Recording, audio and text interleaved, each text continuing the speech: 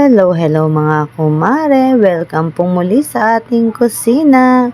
Oras na naman para magluto ng pananghalian. At nakahiwa na nga pala ako dyan ng bawang, sibuyas, ang bell pepper at nakaredy na ang pamintang durog at ang taba ng baboy at ang laman ng baboy.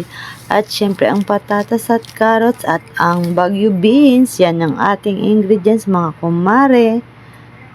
At dahil nga mainit na ang kawali, ay nilagay ko naman na ang taba ng baboy para palabasin ang sariling mantika. Dahil nga may mantika na tayo sa sariling taba, ay dyan ko na rin pinrito ang ating patatas at karot. Isinet aside ko nga pala muna mga kumare ang ating pinritong patatas at karot sa isang lalagyan.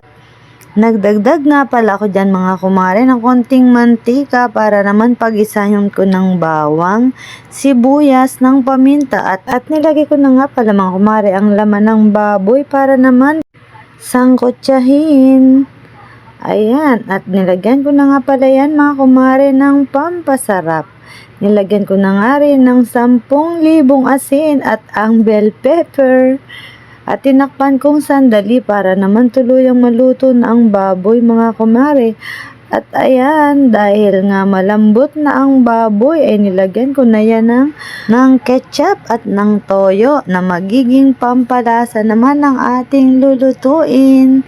Nilagyan ko na rin nga pala yan ng isang drum ay isang basong tubig bilang sabaw ng ating nilulutong ulam mga kumare. At dahil kuluan na nga, nilagay ko na ang taba na pinagtanggalan natin ng mantika. At nilagay ko na rin ang aking pinritong patatas, carrots. Nilagay ko na rin mga kumare ang ating Baguio beans. Nilagyan ko rin nga pala yan ng konting asukal at tinakpang sandali para naman tuluyang maluto ng ating ulam. At pagkalipas nga na 15 minuto ay ayan, tinikman ko na nga ating nilutong ulam. At luto na mga kumare. Thank you for watching. God bless!